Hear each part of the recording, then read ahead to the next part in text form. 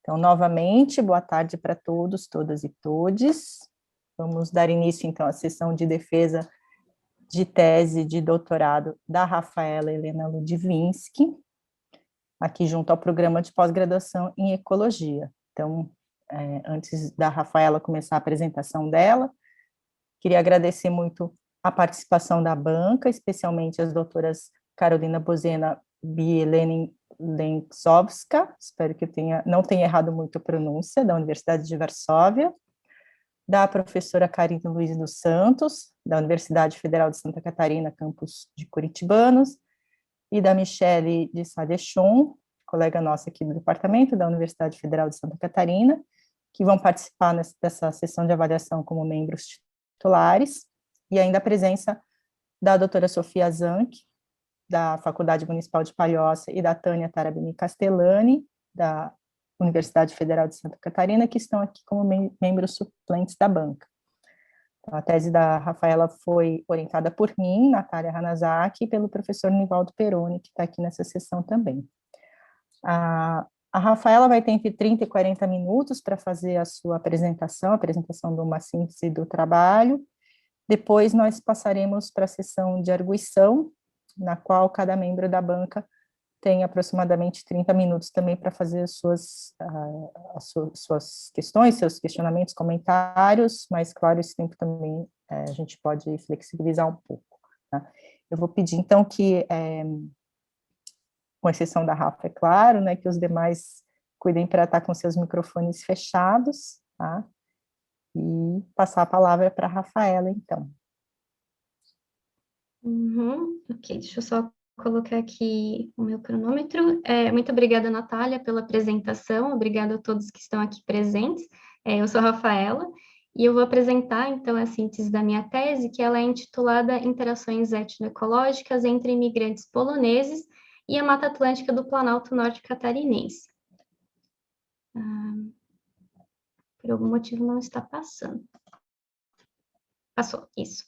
Então, essa apresentação ela está dividida em 3 momentos, né? Num primeiro momento, eu vou comentar um pouco sobre contextualização, teorias, questões metodológicas, né, do trabalho. Num segundo momento, nós passamos para as contribuições da tese e nós finalizamos, então, com considerações finais e com os agradecimentos. Então, a presente tese, ela foi construída através de um olhar etnoecológico. E a etnoecologia, enquanto um campo interdisciplinar, né, ela possibilita cruzar saberes, referenciais teóricos clássicos, como, por exemplo, o da antropologia e da ecologia para resoluções de problemas, né, de perguntas. O aporte teórico da antropologia permite resgatar memórias, trabalhar com saberes, com conhecimentos, né, entrevistas, etnias, e a ecologia aporta teorias e entendimentos sobre recursos naturais e sobre a biodiversidade. Então, a grande sacada de trabalhar numa área interdisciplinar é poder pegar e costurar essas teorias, que mesmo clássicas e algumas não trabalhando com seres humanos, mas que faz com que a gente possa olhar, por exemplo, o manejo através de um uso cultural que acaba culminando em padrões de diversidade observados. Então, a diversidade biológica, ela está diretamente relacionada à diversidade cultural e à diversidade de saberes, né? Em países multiculturais como o Brasil, que tem uma grande sociobiodiversidade, investigar o movimento humano, né, seja uma migração, né, quando é interno, ou uma imigração, quando é de fora para dentro, né, de outro país para cá, permite entender como que recursos biológicos, né, como que as plantas, no caso, elas foram utilizadas, e como que se dão esses processos de incrementação, esses processos de perda de flora, né, e também de conhecimentos que são mediados pela cultura, mediados por negociações, uma vez que quando as pessoas elas migram, elas mudam esse referencial social, econômico e também de recursos. E nesse sentido que tem muitos pesquisadores que investigam essas questões de padrão de conhecimento. Uma das questionamentos que se faz é o que acontece com esse conhecimento. Será que é um conhecimento que ele aumenta, que ele diminui, ou será que ele se mantém o mesmo, né? Então, Medeiros e colaboradores, em 2014, elaboraram um framework que mostra 3 cenários. Um cenário antes da imigração, um cenário pós-imigração e um cenário para as próximas gerações. Então, aqui talvez vocês conseguem ver meu mouse, né? Um cenário antes da imigração, a gente tem aqui as bolinhas pretas, que elas representam o conhecimento étnico em uso. E a gente tem, né, as bolinhas roxinhas, que representam um conhecimento que é de estoque, um conhecimento que está na memória. No caso da pessoa, por exemplo, não ter acesso a um recurso, né, uma planta no momento, mas a partir do momento que ela tem acesso a essa planta, ela consegue resgatar o conhecimento de uso dela. Então, quando essa pessoa muda para um outro país e esse referencial biológico e social ele muda, acredita-se que a gente vai ter um conhecimento étnico em uso, mas aumenta-se esse conhecimento de estoque, esse conhecimento de memória, porque justamente a gente muda esse referencial, e a gente acaba tendo um conhecimento adquirido no local, né, devido a essa nova referencial, essas novas plantas. Para as próximas gerações, né, isso pensando para os filhos, netos e bisnetos desses imigrantes, acredite-se que a gente vai ter muito mais conhecimento do próprio local, mas que se mantenha um pouco desse conhecimento étnico, né, passado de geração. Então, além desses padrões, outros autores investigam processos adaptativos, né, que envolvem negociações bioculturais, ou seja, adaptar ingredientes, plantas e adaptar saberes. E quando essa adaptação não ocorre em algumas áreas, pode ser que ocorra um fortalecimento cultural. Algumas etnias quererem se mostrar que elas são diferentes e querer resgatar essa própria identidade, né, através desse fortalecimento. E esses processos, né, ambos, eles podem ser investigados através de marcadores culturais. Marcadores culturais, eles são elementos que evocam fortemente um senso de origem, de representação de grupo. E um ótimo exemplo de marcador cultural são as comidas tradicionais. Nessas comidas a gente pode observar a adaptação de ingredientes, de sabores, também de saberes, a forma que a gente tem de se referir a um certo alimento, né? Se for a forma que a gente se refere no idioma dos imigrantes, ou quem sabe em português, né, no caso aqui do Brasil. E a gente também observa a incorporação de plantas, plantas nativas, locais, não unicamente aquelas comerciadas, né, em mercados, mas que podem ser encontradas próximos, né, em remanescentes florestais próximos. E conjuntamente a essas observações de saberes tradicionais e de marcadores culturais, olhar para a paisagem nos possibilita fazer esse link entre saber e o recurso, uma vez que, ao investigar a imigração local, as colônias, a paisagem ela é importante. Então, muitas colônias atualmente, elas são grandes centros urbanos, grandes bairros, né? E os quintais, eles fazem parte desse mosaico da paisagem, eles são essenciais tanto para a segurança alimentar, para a qualidade de vida das pessoas, além de eles manterem uma conectividade entre essa paisagem urbanizada e áreas florestais. E a ecologia histórica, ela nos permite olhar essas transformações ao longo do tempo, sendo esse ambiente construído e modificado, um ambiente que ele tem condição de manutenção cultural, na qual as plantas elas podem ter um papel central. Então, para esse trabalho, para a gente conseguir relacionar essas questões etnoecológicas trazidas e para a gente ter esse contexto da imigração, nós tivemos 3 tipos de recorte no nosso trabalho.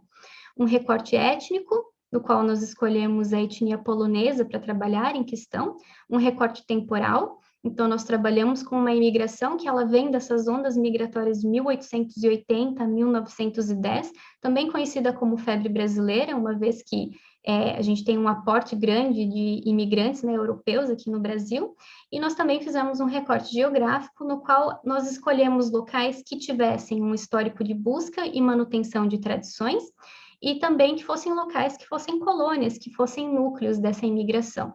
E sendo assim, nós chegamos em 3 municípios, o município de Itaiópolis, Rio Negrinho e São Bento do Sul, no Planalto Norte Catarinense. Bom, o objetivo dessa tese teve como descrever o conhecimento ecológico tradicional, como que ele se distribui entre os descendentes de imigrantes, né, de poloneses, como que esse conhecimento ele tem transformado as paisagens, e compreender um pouquinho, na tentativa de compreender essa contribuição das plantas, né, dessa identidade cultural mediada pelas plantas. Para isso, fazer as nossas entrevistas e coletar as plantas e ter esse trabalho, né, nós tivemos a aprovação do Comitê de Ética, para conversarmos, né, entrevistarmos os colaboradores da pesquisa. Tivemos também a aprovação do Cisbio para podermos fazer as coletas dos dados e também registramos o nosso trabalho no Cisgen, uma vez que é um trabalho que envolve conhecimentos tradicionais. E sendo assim, nós chegamos em 3 contribuições para essa tese. A primeira dela aqui aborda essa questão de pessoas e plantas ao longo das gerações, numa questão mais quantitativa. Em um segundo momento, nós investigamos a questão dos marcadores culturais, numa comparação de conhecimentos de saberes de plantas alimentares, né, entre descendentes de alemães e poloneses. E num terceiro momento, nós olhamos se é possível nós encontrarmos feições, características culturais em quintais, uma vez que nós já temos mais de 100 anos de imigração polonesa nesses locais. Será que nós conseguimos encontrar elementos que possam contar um pouco dessa história? Bom, sendo assim, nós apresentamos agora o primeiro artigo de contribuição, Pessoas e Plantas através das gerações de descendentes de poloneses no Brasil. É um artigo que foi publicado na revista Economic Botany no ano passado. E nesse artigo nós investigamos as dinâmicas de conhecimento, né, as dinâmicas ao longo das gerações, porque ao longo do tempo as pessoas transformam seus conhecimentos sobre plantas e sobre a cultura. E isso resulta em padrões de conhecimento. Esses padrões, eles podem ser formados tanto por processos de coesão, né, o que acaba podendo ser resultado de um patrimônio cultural em comum dessas pessoas. Então, a gente tem gerações que citam mesmos conjuntos de plantas, ou a gente pode ter um processo de diferenciação, que pode ser resultado de gerações que citam plantas muito diferentes entre si. Então, isso pode ser também resultado desse distanciamento geracional, resultado de vivências e influências dessas gerações. Então, nesse trabalho, né, nós investigamos e entrevistamos colaboradores de diferentes idades, nos municípios de Itaiópolis, Rio Negrinho e São Bento do Sul, e nós também observamos que nesses municípios, em todos eles, a gente encontrava muito fortemente a questão de sociedades culturais. São pessoas que são sociedades que acabam agregando descendentes e pessoas interessadas, né, e que tem esse intuito de promoção de cultura. Nós acabamos colocando as sociedades culturais como um elemento também para ser investigado. E sendo assim, nós temos 3 perguntas norteadoras para essa pesquisa. A primeira é que, se esse conhecimento ele é dependente da idade, então a gente investiga se as pessoas mais velhas elas vão relatar mais plantas do que as pessoas mais novas, né, por uma questão de possível processo de acumulação, né, de conhecimento. Em um momento nós olhamos se esse conhecimento de plantas, né, se esse conjunto, ele é comum entre as gerações, para tentar investigar se ocorre esse processo de coesão ou de diferenciação, né. E no terceiro momento nós investigamos as sociedades culturais, né? Será que esse fortalecimento dessa identidade ele pode atuar como homogeneizador também? Ou será que não tem essa influência? Então, só para ficar claro também que quando eu falo em geração e descendente, né, o que eu estou querendo dizer? A gente considera nesse trabalho o imigrante como a geração zero, ele é aquele que veio, né, no caso, por exemplo, da Polônia, e veio para o Brasil. O descendente é aquele que nasceu no Brasil, ou aquele que veio muito jovem, né, que a gente está considerando aquele que veio muito jovem no navio, né, então, talvez com 2 ou 3 anos. E por conta desse recorte temporal, nós conseguimos entrevistar pessoas de segunda, terceira e quarta geração de descendência, todos com, a partir de 18 anos, né, as entrevistas, e que aceitaram colaborar. Então, nós realizamos entrevistas para conhecer melhor os nossos colaboradores da pesquisa e nós também realizamos listagens livres de plantas, no qual a gente questionava, né, os nossos colaboradores, o que eles conheciam, o que eles usavam, como que era utilizado, os nomes que eram dados para essas plantas. E sendo assim, nós chegamos nas nossas entrevistas com 83 mulheres e 67 homens, né, sexo biológico, com idades que variaram de 18 a 90 anos. Então, para ter uma noção um pouquinho da idade dessas pessoas, a segunda geração, aqueles que são mais próximos do imigrante, são pessoas de 69 anos. Terceira geração, pessoas em média com 49 anos de idade, quarta geração, 29 anos. E através dessas listagens livres, nós conseguimos identificar 320 espécies com as principais famílias, sendo Asteraceae, Lamiaceae e Myrtaceae. A gente teve Mais da metade das plantas citadas eram plantas não nativas, né, 84,05%, e dessas plantas não nativas também a grande maioria citadas foram plantas bastante utilizadas, cultivadas, né. E o que a gente pode perceber aqui, então, dos nossos resultados? Que as pessoas lá da quarta geração, aquela da média de 29 anos, realmente citaram menos plantas em relação àquelas pessoas, né, de segunda e de terceira geração. No entanto, para pessoas que fazem parte de sociedades culturais e pessoas que não fazem parte dessas sociedades, e por fazer parte, são pessoas que vão a esses encontros, que vão às festas, né, a gente viu que não tem muita diferença. No entanto, quando a gente para olhar para o tipo de planta que é citado, a gente percebe que existe um processo muito mais de coesão, né, citado, a gente não vê diferença entre as gerações, e a gente também não vê diferença entre as pessoas que fazem e que não fazem parte dessas sociedades culturais. Então, a gente percebe que, ao longo das gerações, a gente consegue ver ganhos e perdas, né, em termos numéricos, né, dessas plantas, e que, em termos de ganhos, né, possíveis dessas adaptações culturais, a gente destaca 3 espécies nativas que foram mais citadas entre essas 3 gerações. Aristolóquia, tem Hipomea, tem Bidens pilosa, e que foi possível, né, olhar essa composição de espécies e ver que ela foi bastante compartilhada entre as gerações. Isso nos causou aquela dúvida, assim, nossa, então será que a gente tem espécies marcadoras, né? Será que a gente, uma vez que isso pode estar envolvido nesse processo, né, da identidade cultural dessas pessoas, o que será que a gente consegue investigar mais dessas plantas que podem estar fortalecendo essa identidade? E nesse momento que a gente pensa e realiza o segundo artigo de contribuição, que se chama Se Não Tem DIL, ou endro, né, para aqueles que estão acostumados a chamar essa planta de endro, se não tem o endro, o sabor não está certo. Ele é uma comparação de saberes de plantas alimentares entre descendentes de poloneses e alemães, num contexto de uma comunidade culinária imaginada no Brasil. Foi publicado na revista Ethnic Foods no mês passado. E nesse artigo a gente levanta essa questão do marcador cultural, né? E como eu tinha comentado bem no início, né, a comida é um excelente marcador cultural, porque a gente consegue evocar essas memórias afetivas, essas memórias culturais de reconhecimento de identidade étnica. E a gente levanta essas questões, né? O que será que ocorre quando essa etnia está num novo contexto social e biológico? Será que a gente consegue enxergar através dos descendentes essa adaptação de ingredientes e sabores, né, que são frutos dessas negociações bioculturais, uma vez que quando essas pessoas chegam, né, a gente está num país que ele tem essa multiplicidade étnica. Então a gente sabe que as pessoas elas vão querer ter esse espaço, né, delas. Será que a gente consegue ver uma diferença na diversidade de plantas conhecidas?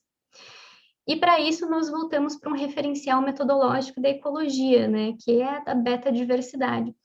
Em ecologia, a beta-diversidade ela é uma medida de diferença entre hábitats. Né? Então, de maneira interdisciplinar, né, no nosso trabalho, a gente considera uma medida de diferença entre conjunto de plantas citadas, entre os grupos étnicos.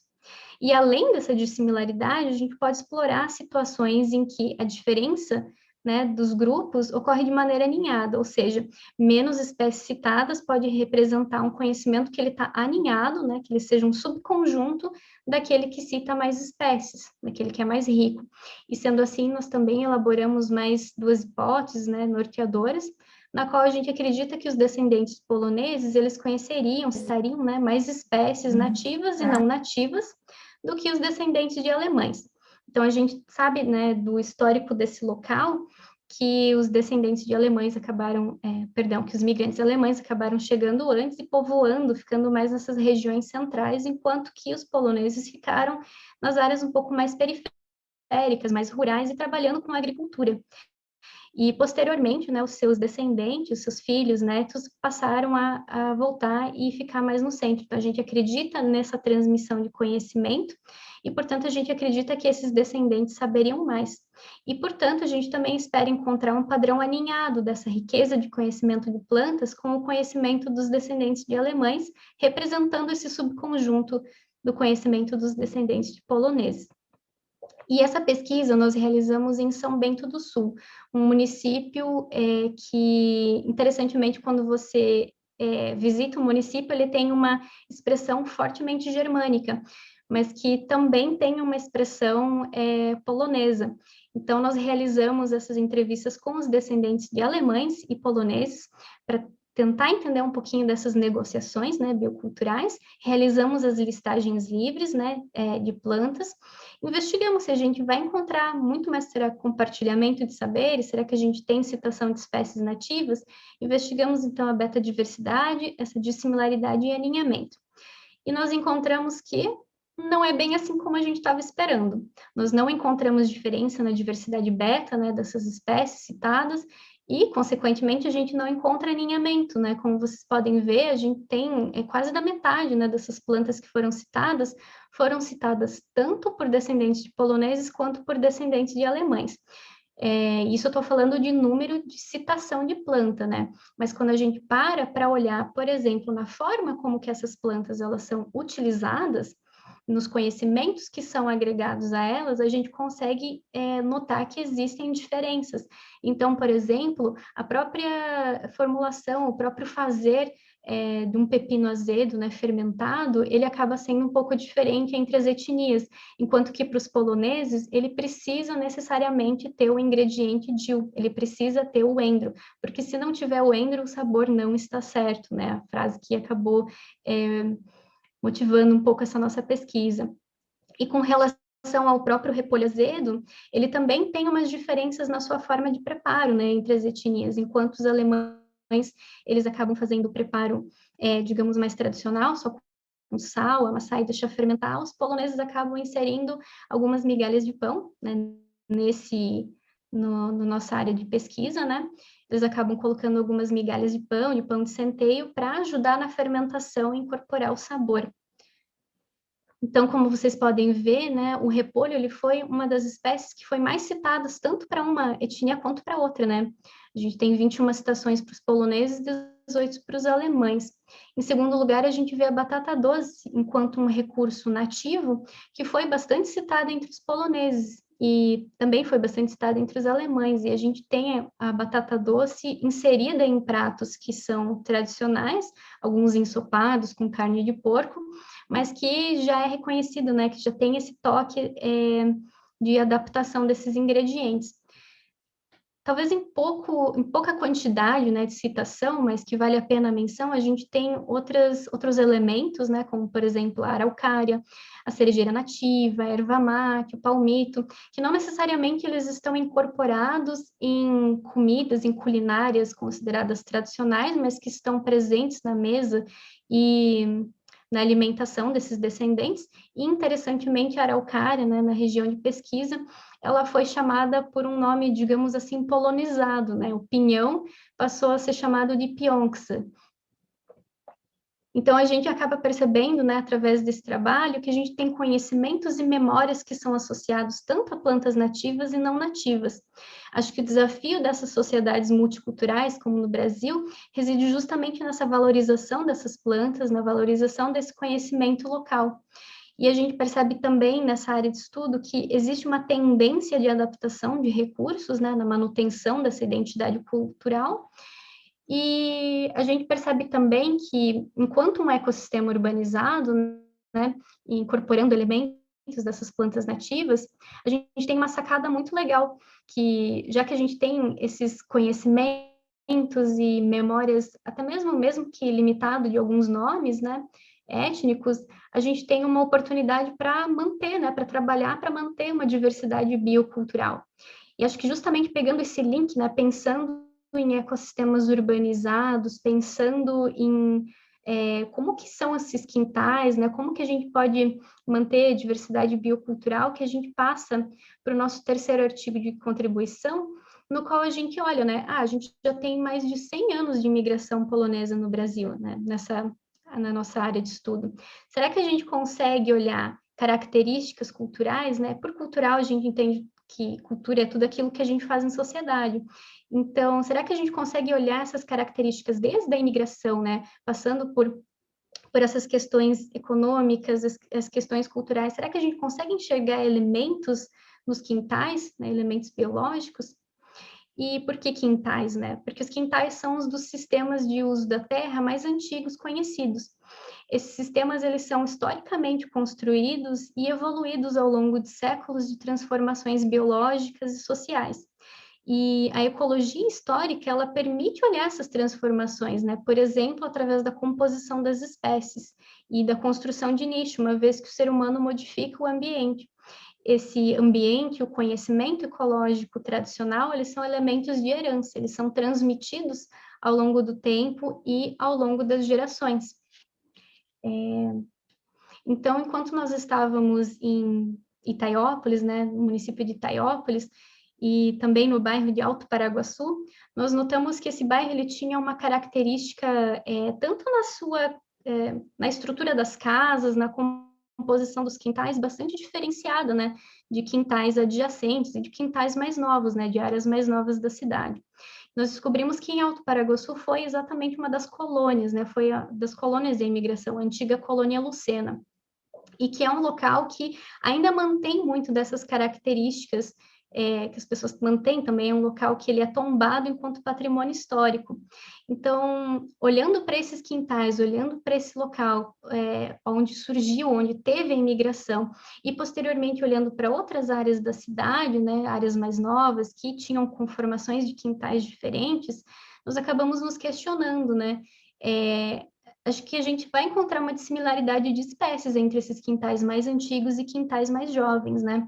Talvez por essa questão de acúmulo de plantas manejados ao longo do tempo, e também pensando que esses quintais mais antigos, né, que foram o centro, né, da colonização, eles também estão um pouco mais próximos da matriz de mata nativa. Então, a gente espera que eles sejam mais propensos a receber esses propágulos. A gente também espera que esses quintais mais antigos acabem compartilhando mais espécies com a mata nativa, né? O que pode mostrar essa incorporação histórica de espécies nativas nesses ambientes que são altamente manejados. Então, para contextualizar aqui, né, a gente tem o município de Itaiópolis, né, onde foi feito esse levantamento de dados. Nós temos aqui o bairro de Alto Paraguaçu, que é o bairro antigo, a antiga colônia, e nós temos aqui o bairro de Vila Nova, que foi um dos bairros mais novos, né, com algumas décadas mais novas do que a de Alto Paraguaçu. Para essa pesquisa, nós fizemos a amostragem de elementos herbóreos, arborescentes e palmeiras nesses quintais. Então, nós trabalhamos com dados secundários, né, dados de inventário, e um dado primário, que foi o meu próprio dado de coleta, né, nesses quintais. Então, nós temos os dados do quintal de Alto Paraguaçu, né, pelo inventário botânico, temos os dados dos quintais da Vila Nova, né, que eu mesma realizei, e para a gente ter essa noção de como é que é a floresta ombrófila mista do entorno, né, e o que a gente consegue encontrar, nós tivemos o inventário florístico florestal de Santa Catarina como essa fonte de dados secundários, no qual a gente avaliou a composição, né, desses quintais e também nós utilizamos imagens de satélite para mensuração desses quintais. O que nós encontramos? Então, aqui a gente tem o Alto Paraguaçu, né, e aqui uma imagem do quintal mais novo, e nós vemos que os quintais, eles diferem de tamanho entre si, sendo que os quintais de Alto Paraguaçu são um pouco maiores do que os quintais da Vila Nova. Nós encontramos uma dissimilaridade de composição de espécies entre esses quintais, mas nós vimos que também não tem uma correlação de riqueza entre espécies, né, das áreas dos quintais. E, então, aqui nos diagramas de Venn apresentados, nós podemos observar à esquerda a relação de plantas nativas e de plantas não nativas, né? Então, aqui a gente tem do quintal de Alto Paraguaçu e aqui a gente tem dos quintais da Vila Nova. Reparem que a gente tem 33 plantas, né, que elas são encontradas tanto nesse quintal mais antigo quanto nesse quintal mais novo. E que dessas 23 plantas são plantas nativas, o que acaba sendo uma coisa bastante interessante quando a gente para pensar que a gente está falando de uma área urbana, né? E aqui já à direita, quando a gente compara essas plantas que compõem a floresta, né, comparativamente com as áreas urbanas, Lembrando que esse conjunto aqui é da floresta umbrophila mista pelo inventário, a gente gostaria de chamar a atenção novamente para essas áreas de intersecção, na qual nós temos 3 espécies que são compartilhadas, né, tanto entre a área urbana quanto a floresta. E dessas espécies, né, 6 espécies aqui, a gente tem a araucária, a gente tem a guabiroba, a gente tem cedro, dixônia, né, que é o xaxim, a gente tem a aroeira, a gente tem uma palmeira, alguns chamam de baga de cachorro, não sei outros nomes populares para essa palmeira. Interessante que quando a gente para olhar também aqui só para a área mais antiga e com a floresta, né, o que a gente encontra nessas 2 áreas, a gente percebe que tem umas 7 espécies, né, que são encontradas, das quais eu destaco também que aqui a gente tem a erva mate, né, e ao olhar, então, esse histórico prévio, né, do uso da paisagem, da história do município, né, associado à imigração, a gente percebe que a gente tem recursos que eram amplamente extraídos, né, historicamente, para abastecimento econômico, como, por exemplo, a própria erva mate, né, como um salvaguarda econômico, o próprio cedro, a araucária. Isso. Então, quando a gente para olhar a paisagem, né, nessa perspectiva histórica, e tanto atualmente no que se refere à composição das espécies que encontramos, nós vemos que, historicamente, essa região estudada, ela teve, por um lado, uma destruição de um nicho que foi previamente construído, porque esse local ele teve influências de manejo de povos originários, e, além disso, a gente também tem essas características biológicas das próprias espécies, como, por exemplo, a araucária, enquanto uma espécie facilitadora, né? Uma espécie que facilita a ocorrência de outras espécies da floresta umbrophila mista. E, por outro lado, ao passo que nós temos essa modificação, então, né, desse ambiente, nós temos também a construção de um novo nicho que ele está alocado nos quintais, e onde nós encontramos esses elementos que são mantidos ao longo das gerações, quais sejam esses recursos encontrados, né, juntamente com esses conhecimentos associados. Então, é interessante que próximo dessa área mais antiga, dessa área que foi o centro da colonização, nós encontramos esses antigos ranchos que eram utilizados para processamento da erva mate, bem como nós encontramos a própria erva mate nesses quintais, diferentemente dos quintais mais novos. Então, a gente tem esses elementos históricos e culturais que refletem essa construção ao longo de gerações, né? Um exemplo. Então, bom, para finalizar e dar uma breve pincelada, essa tese ela abordou os elementos de conhecimento ecológico tradicional, né, da paisagem, também dessa identidade cultural mediada por plantas, dentro das nossas possibilidades, e nós percebemos que existe uma tendência, né, de perda de conhecimento de plantas entre as gerações mais novas, além de uma adaptação de ingredientes e de sabores na alimentação que é entendida enquanto tradicional polonesa. Existe também uma construção de nicho através desses elementos arbóreos, arborescentes e de palmeiras que estão presentes nesses quintais. E com relação, em 2019, falando nessa relação de construção de nicho e de alteração, né, de ambientes, em colaboração com a Academia de Letras do Brasil, de Santa Catarina, na seccional de Rio Negrinho, nós tivemos a oportunidade de pegar esses nossos essa parte da pesquisa, né, mais documental, histórica, e colaborar com uma caminhada ecocultural, né, que acabou sendo parte de uma pequena devolutiva que pode ser feita, né, ao longo desse doutorado. Então, nessa caminhada, as pessoas caminhavam por um local, que era da antiga Estrada Dona Francisca, e podiam observar que elas estavam em um ambiente que já teve muita história, que teve muitas transformações.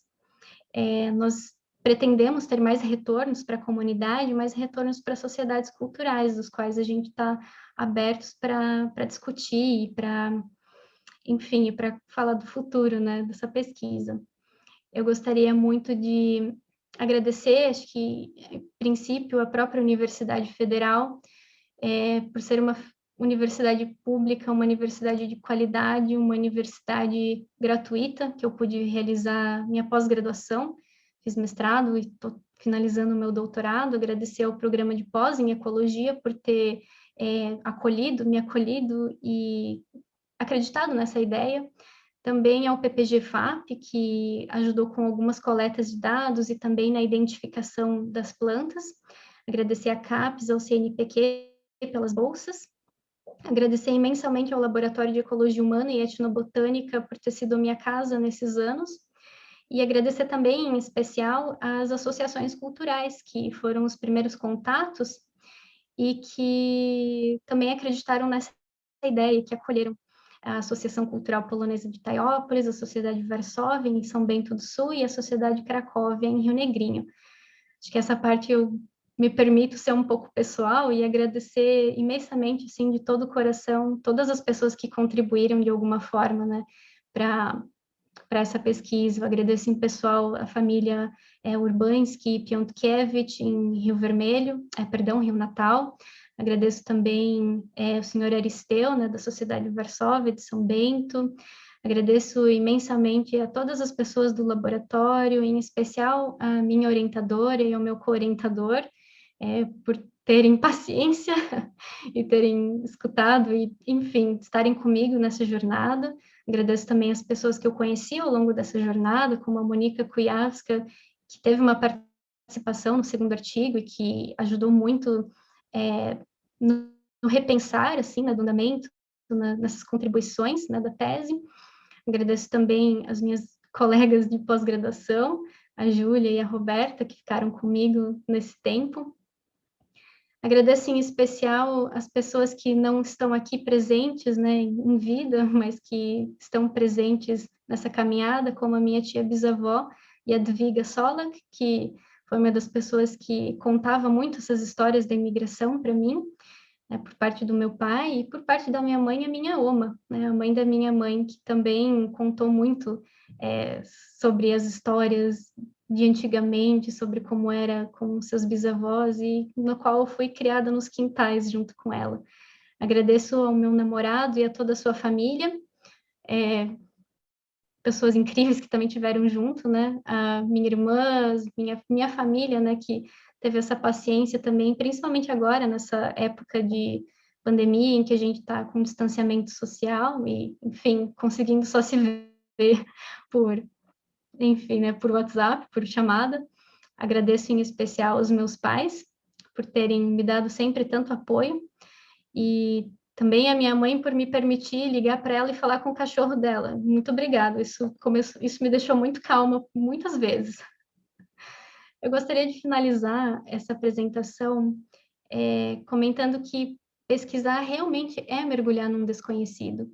A gente fica muito inseguro porque acha que não sabe qual o caminho que está trilhando ou se está trilhando o caminho certo, mas a gente só sabe quando a gente consegue as respostas e consegue o resultado e consegue refletir sobre isso.